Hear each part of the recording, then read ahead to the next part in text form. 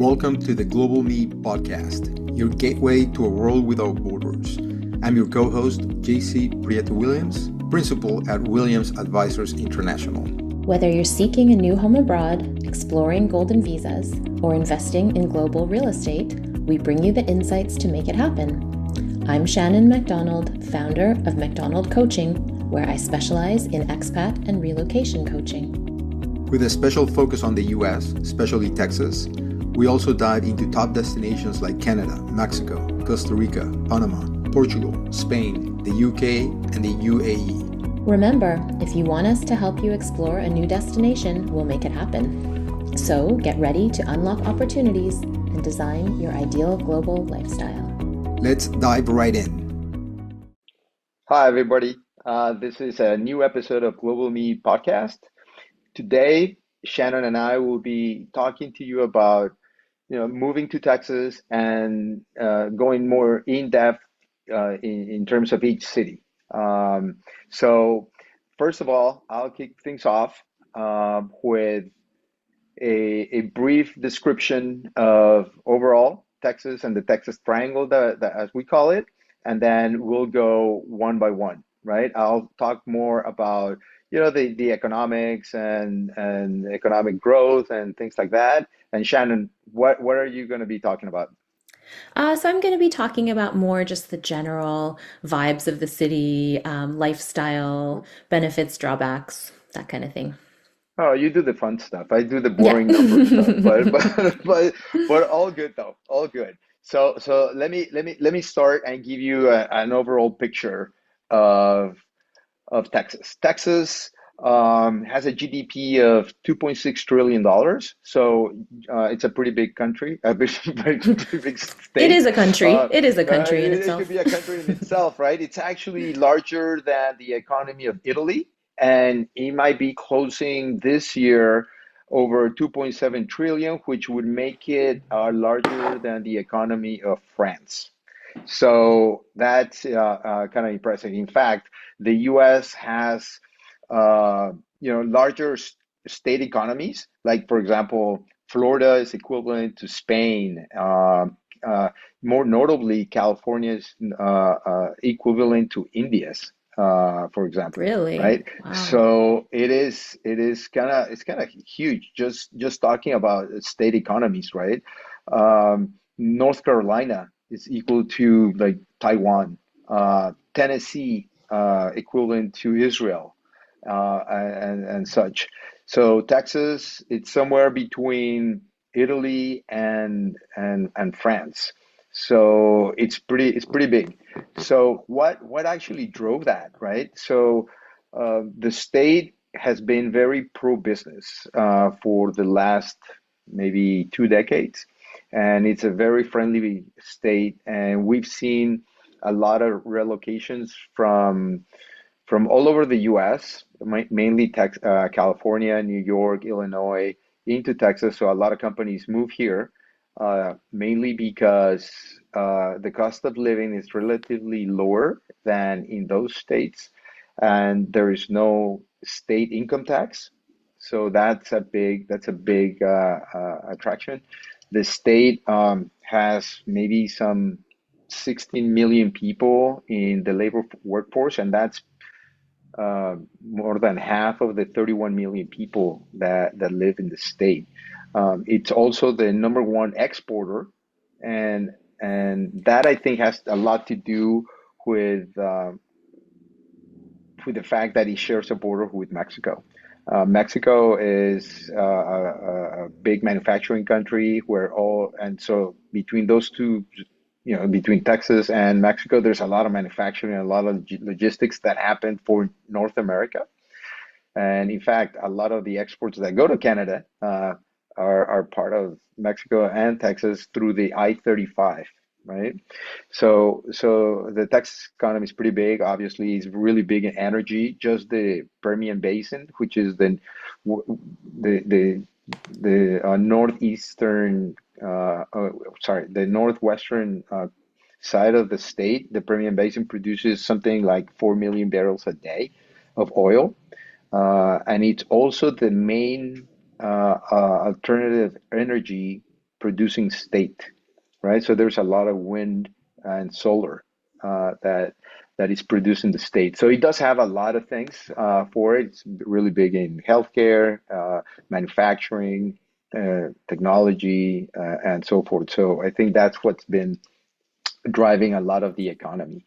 So in terms of size, for example, so if you take the state as a whole, about 70% of both population and GDP is concentrated in what we call the Texas Triangle, which is that is formed between San Antonio and Austin, all the way to Dallas, down to the coast to Houston, and then back. So that little triangle there concentrates 75% of population and income and GDP.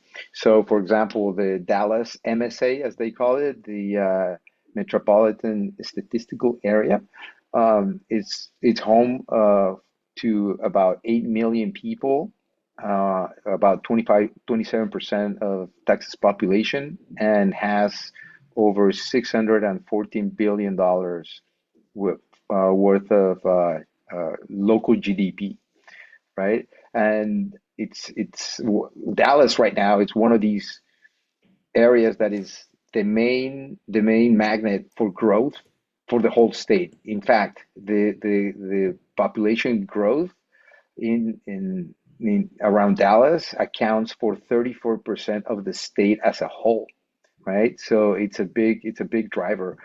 Houston is the other larger MSA with 7.5 million people, and it accounts for 25% of the population of the state.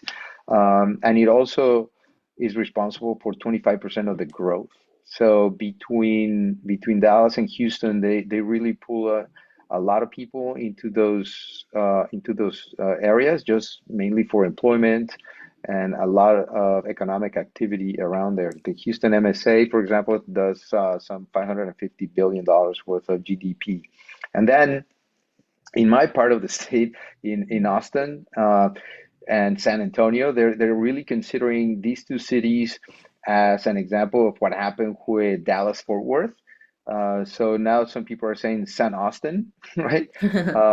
Because it's becoming so integrated. So the stretch of highway between the two cities account now for about 5 million people. No, a little bit less. I'm sorry. Yeah, but it's about 5 million. Just Austin itself, it's about 2 million, and San Antonio's MSA, it's about 3. But it's one of the fastest growing areas as well. And it's probably San Antonio has become probably one of the leading cities of growth, just because it's a little bit cheaper to live in. Homes there are around $340,000, where in Austin they're somewhere in the 500s, as well as Dallas and Houston, they're a little bit of in that amount too. So out of these main four cities, San Antonio is probably the cheapest one. Then it's followed by Houston, Dallas, and then Austin has just claimed the first place in the most expensive city in the state, right? But still, I mean, you have great companies, moving to the state. You have Samsung here in Austin that just invested $45 billion in a semiconductor plant. There's tons of data centers kind of popping up all throughout the state. Tesla also kind of built its largest auto plant here. Houston and Dallas are also seeing a lot of relocations from companies both in energy, healthcare.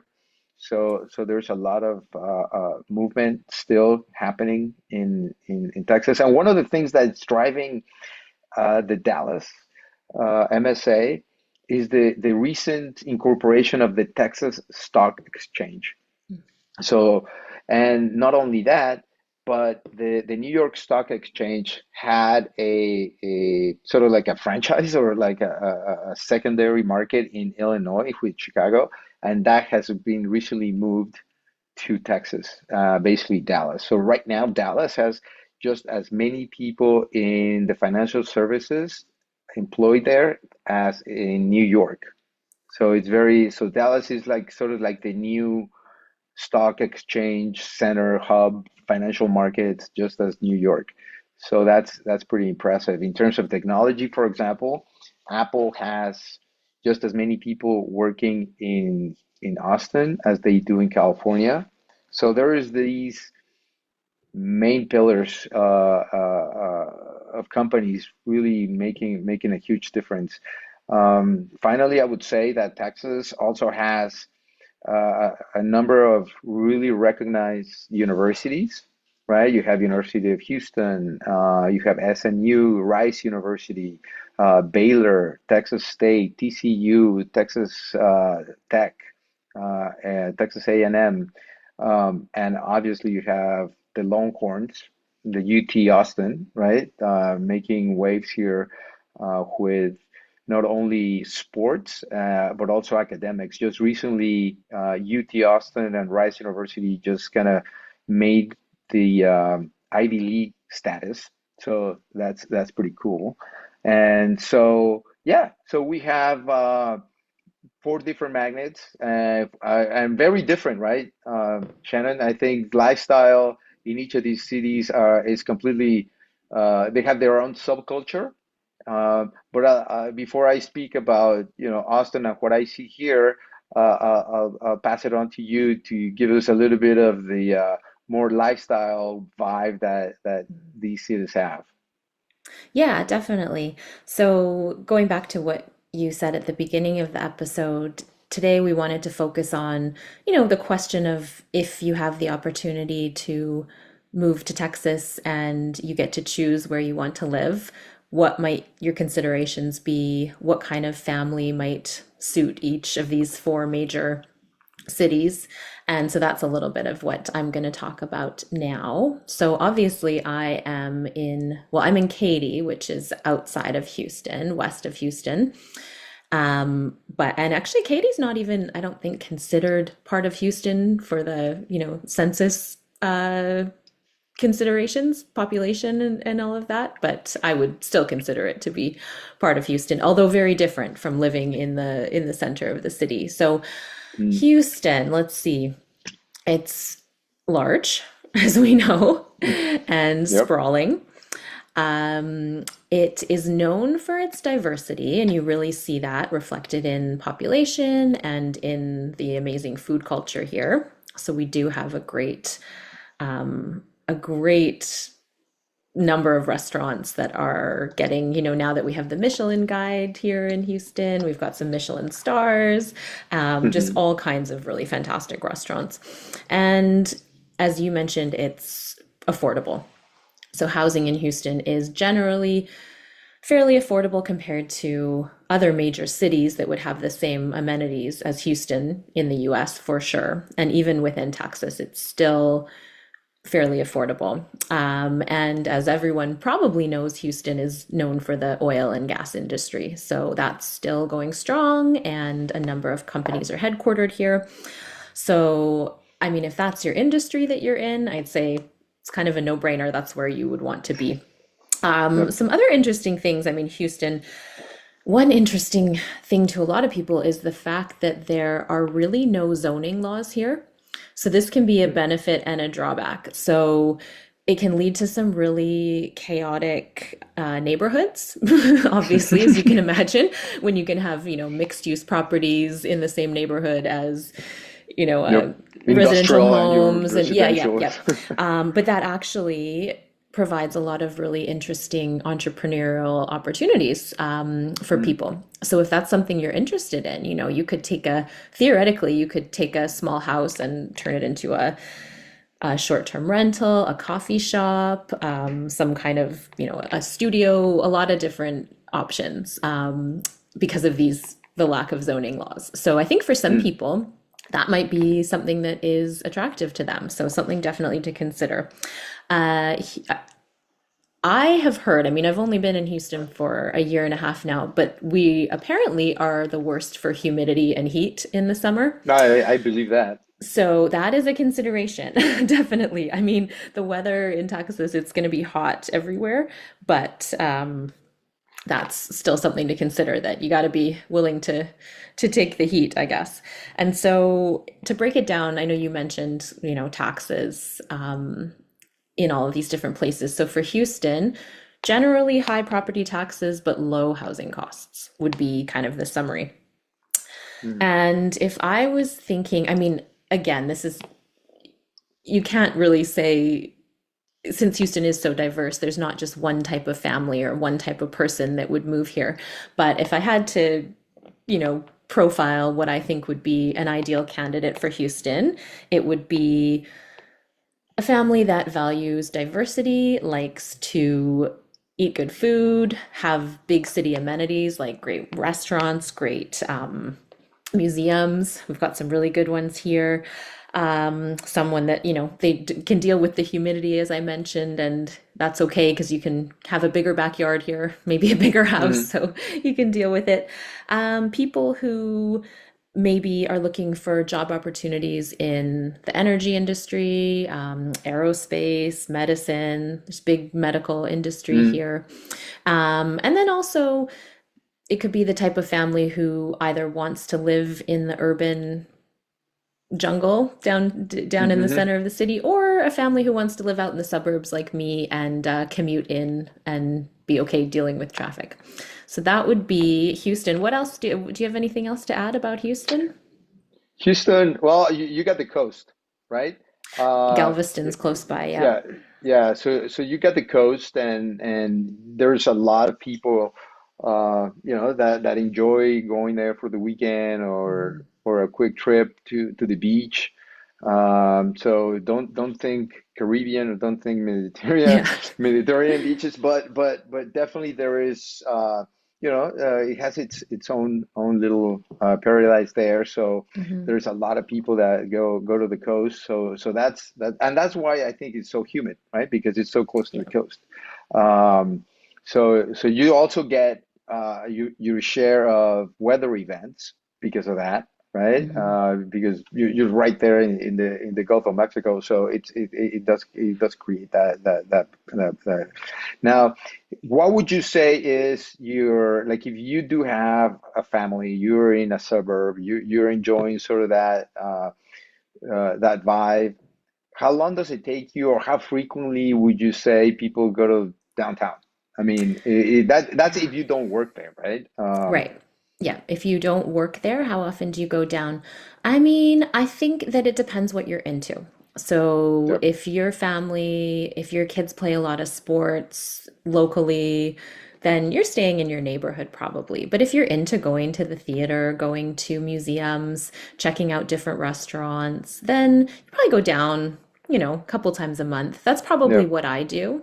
yep, Because it is a bit of a trek to get down, but you also yep, like to have a change of scenery. And I think that there's just the comfort in having all those big city amenities nearby and knowing yep, that they're there, even yep. if it takes a commitment to get No, and there. I think that is one of the sort of the common theme, maybe not only in Texas but in the U.S. You have city center, suburb, right?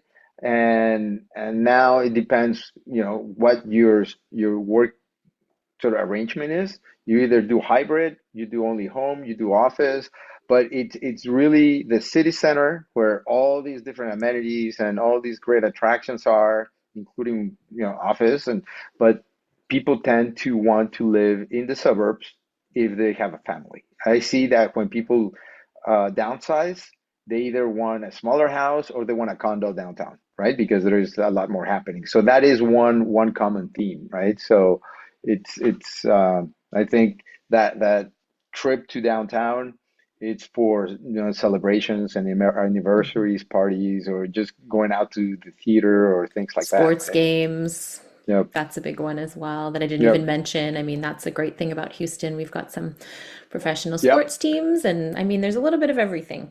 But And then, Texas is really big on sports overall, yeah, right?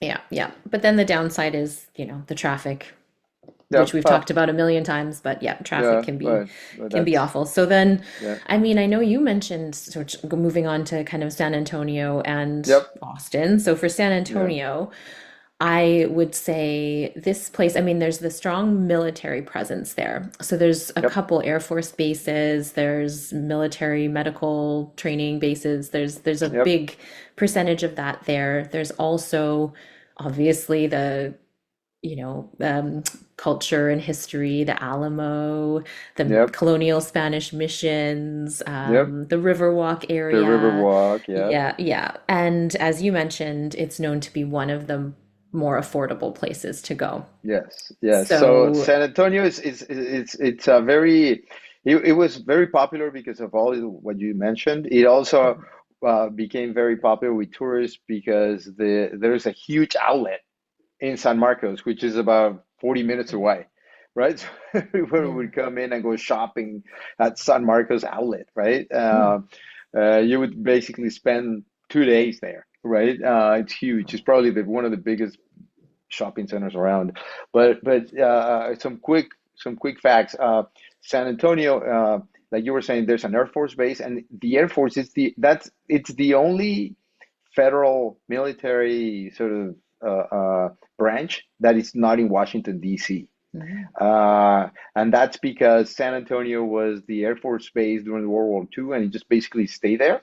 And so the airport today, which was the former base, now has been obviously more civilian, and it has been increasing its presence as a civilian airport, and the military component has been, slowly kind of fading away.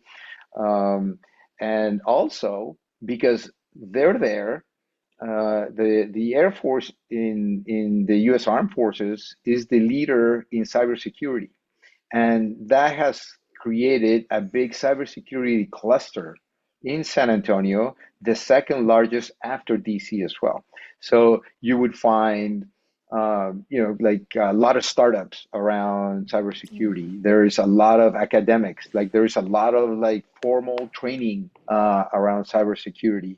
So UTSA, or the University of Texas San Antonio, they have master's degrees, just bachelor's degrees, specialty areas of study around cybersecurity. So if that's your vibe and that's sort of your area, San Antonio, it's a big place to go.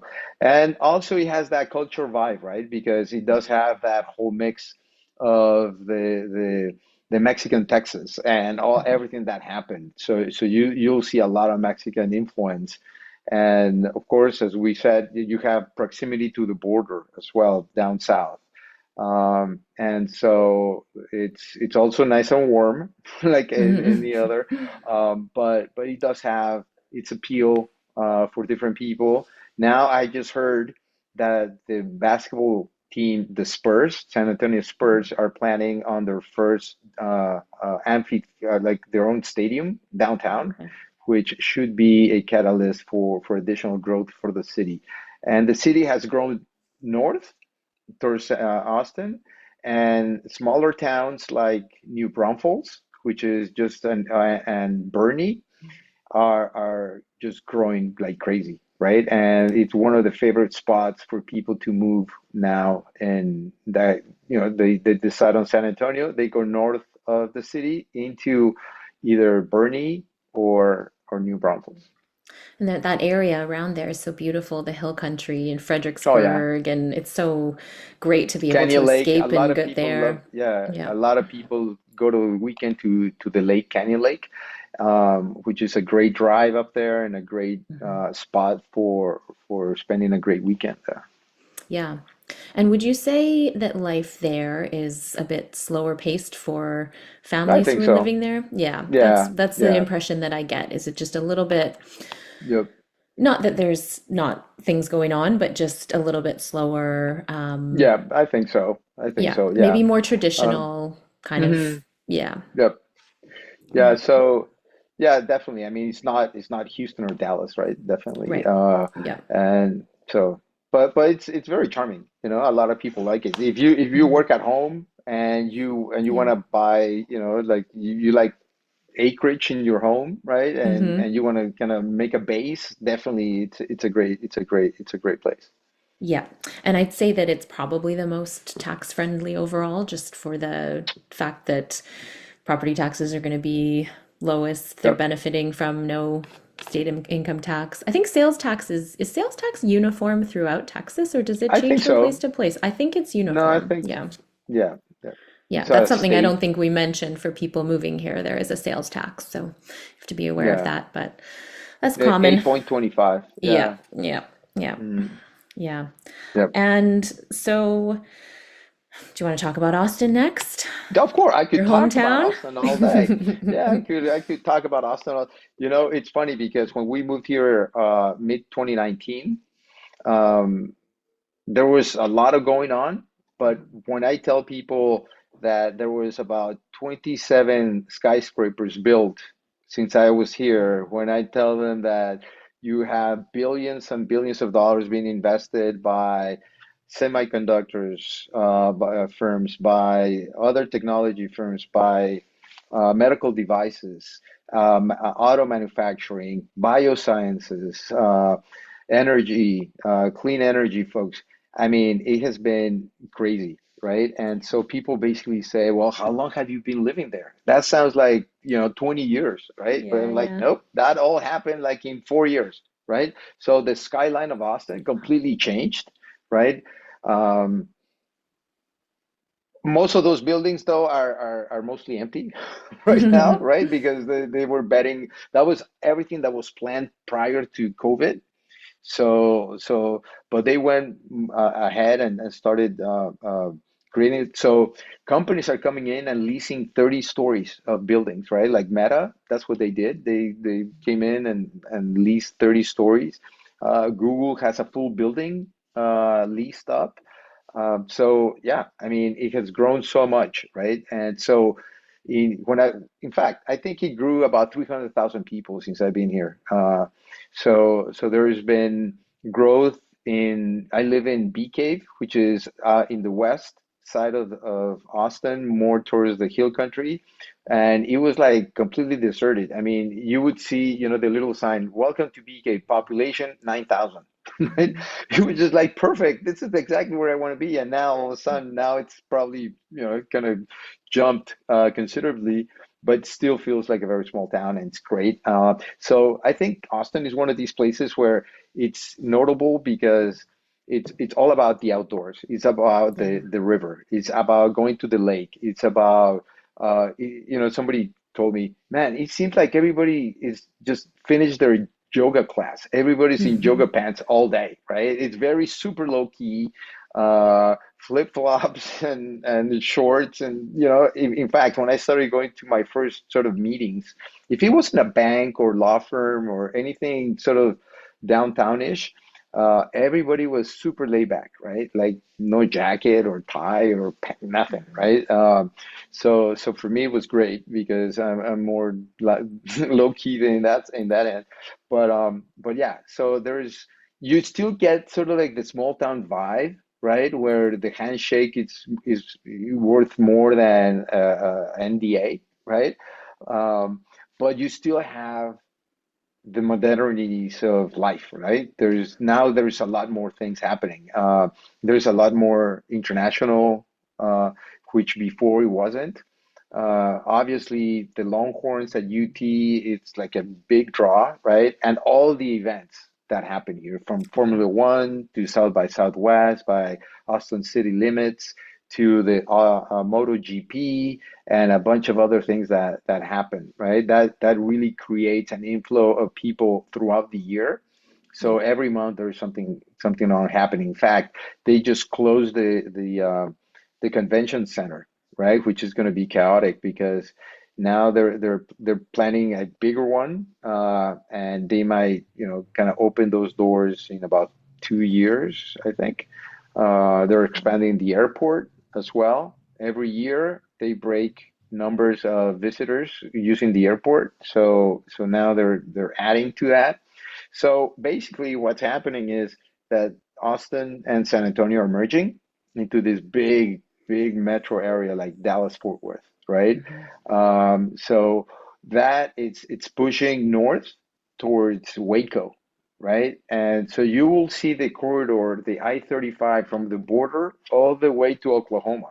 actually doing its thing, right? And everybody's living around that area. So, yeah, Austin is great. I love it. It's really low key, very natural.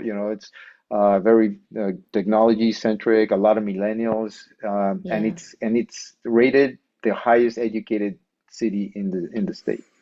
Yeah, that's kind of my impression. And it's more the impression that I get is it's a lot of progressive thinkers, Yeah. creative people, tech savvy. You like a Mm-hmm. farmer's market, live music, weekend Right. hikes, that kind of thing. All of Yeah, that. yeah, Yep. yeah, yeah. All of that. Okay. Yep. And I mean, I think that I've also read that Austin is one of the more kind of eco-conscious places Yep. in Texas. Would you agree with that? Oh yeah, totally. Everybody's looking to not pollute or recycle. In fact, Yeah. a lot of cities, including BK, where I live, it's a dark sky policies. Wow. So there is no public lighting on the street. Uh, and so everything in comparison to Houston, there's a lot of code, a lot of building code, right? The type Hmm. of materials you got to use, where are you going to put it? So like you would drive. I remember the first impression that I got when we came here just to kind of do scouting for homes and all that. You would go up the highway and there was like nothing. There was just like a lot of like green, right?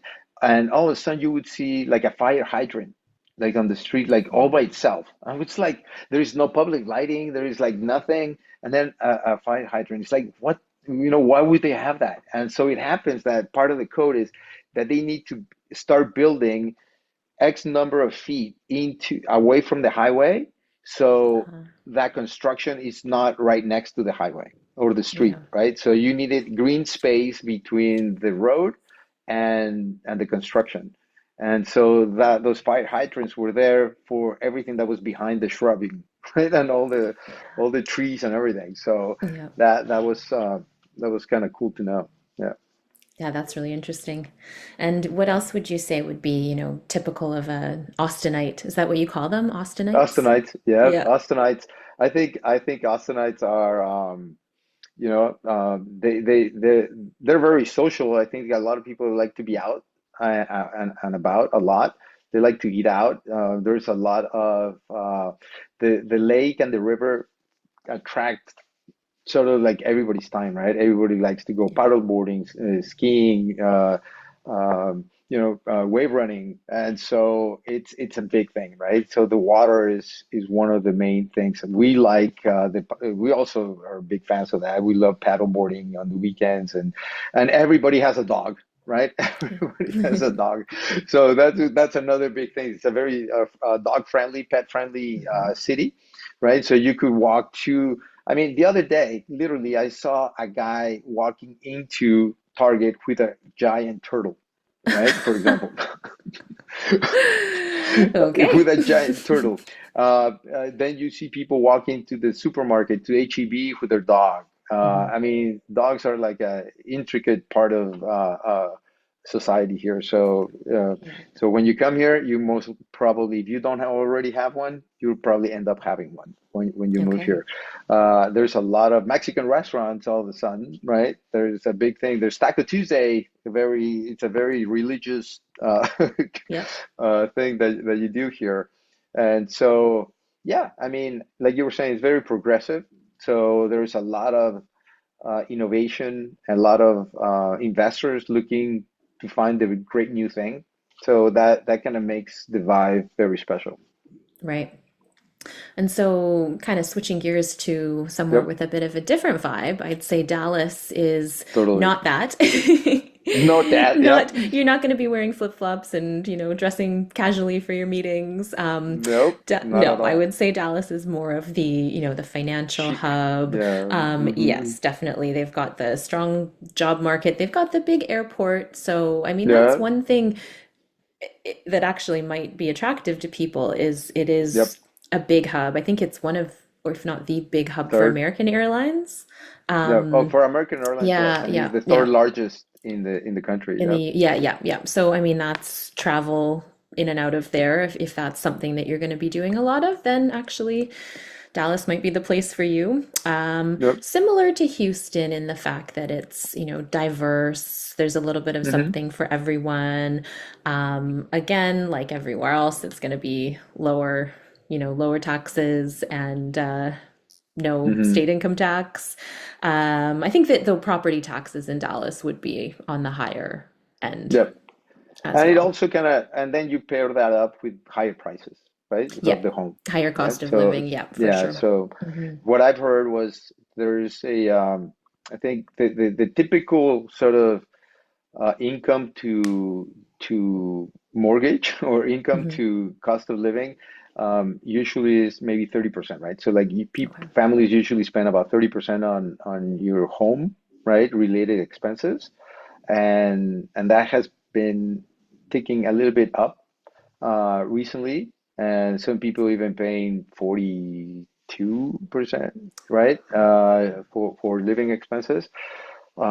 But again, I think the job opportunities and the entertainment and the whole living part of it, it's great. It's like I had a friend of mine that moved to like Alabama or something, and they're like, but that's where I could buy a home and it's cheaper and cost of living, and yeah, but there's like nothing to do. I mean, it's Yeah. like it's great. You have your house, and now what, right? So. So I Mhm. think it's sort of like a balance, right? Yeah. And in And Dallas, a lot of people do end up living in the suburbs and driving in to go to all these big yep, city things. So they'll go yep. in for concerts and sports games and shopping and dining, all of those things. So I think that it's going to be fairly industry specific why you'd want to live in Dallas versus Mm. Houston or any of these other cities. But I think if that is something that appeals to you, like kind of a big city lifestyle, but still way less expensive than living in some of the other major cities in the US. But you still are getting, access to similar things. Oh yeah. I mean, I think Dallas is one of these places where you could, with Dallas, Fort Worth, Arlington, that Hmm. whole, you have then all the suburbs up in the north that are growing like crazy. They even have like the most expensive high school ever built. I was gonna say the Uh, schools are, yeah, yeah, yeah. are really good. And so I think it's very comparable to like the larger cities around the US, like LA and New York and San Francisco. And it's one of these, it has the same sort of status, but it's cheaper, right? Exactly. Yeah. Um, so it's definitely there. I mean, I like it. I mean, I like Dallas. I think it's a it's definitely a different vibe than Austin, but I like it. I mean, I think it has so much, uh, and it has a lot of what people sort of understand about Texas. I think it's in Dallas, right? From the TV shows to the oil Yeah. and kind of like a lot of these families started in Dallas. Downtown Dallas is a great place to visit for museums and a bunch of different things. So, I mean, they all have their charm, And in terms of hubs, Houston, just kind of going back, he has the big port, right? The port of Houston, and that makes it very international. But overall, I think Dallas is very international. It's very diverse, and you definitely dress up to go to lunch on Sundays, right? Which is nice too, right? I mean, so it's attractive. I like it. Yeah. Great. So when you were moving to Texas, did you have the opportunity to choose where you wanted to live, or was Yeah. Austin? Yeah. Okay. So what was it about Austin that? So, well, it's funny because when we were gonna move, we were thinking of going to San Diego. Hmm. That's because that's where I grew up. Denver, because I just kind of like Denver in terms of like natural beauty and all that. Yeah. And then Austin, and then a lot of people were saying, well, San Antonio, and because we already knew people. I had clients that already were in San Antonio. We knew people that lived in San Antonio, but because Austin was mostly a technology hub and outdoorsy and small and very attractive in terms of the outdoors and the river and all that. I mean, there was like we never thought about even thinking about Houston. I didn't want to go to Houston just because of the size. Uh, and Dallas was great, but also was kind of big, and we were coming from Mexico City, right? So we were coming from a 22 million people, uh, and dealing with a traffic of 3, 4 million cars, or I don't know how many they have. So we wanted something nice and small, right? And so Austin was, I had been traveling to Austin for work, and I was just like, man, this is great. And so we didn't really think about other cities. We just kind of landed here. How Yeah. about you? Yeah, no, I mean, for us, it was not a choice. It was an offer Yeah. Oh to yeah, move to Houston. sure. So, I Yeah. mean, so for us, the choice was more what we talked about on our last episode of what part of the city do we want to live in? Do we want to live in the city or do we want to head out to the suburbs, which has been a new experience for us, never having lived in suburbs since we lived at home with our parents Yep. when we were in high school. So Cool. it's Yep. different. But yeah, so I hope that this episode and our previous one will have some helpful information for people who are Yep. moving to Texas, whether they get to choose where they want to be or whether they're debating accepting an offer in one of these cities that we've been talking about. Yeah, we'll be more than happy to have a one-on-one just to, if you guys want to pick our brain, no problem at all. More than happy to help you guys out on, helping you decide if you have that chance. And if not, you're landing in one of these cities and want to know a little bit more and get some local insight. We're here to help. So thank you Yeah, so much exactly. for taking the time today. Shannon, thank you. It's always great seeing you. You too. We'll speak again next week. Excellent. Thank you All guys. right. Have a good one. Bye Thanks, bye. everyone. Take care. That's a wrap of another episode of the Global Meet podcast. If you enjoyed the show, don't forget to subscribe, leave a review, and share it with fellow global explorers. Connect with us on social media and let us know where your global journey is taking you next. We might even invite you to the show to share your stories. Until next time, keep dreaming, keep exploring, and keep creating your best global life.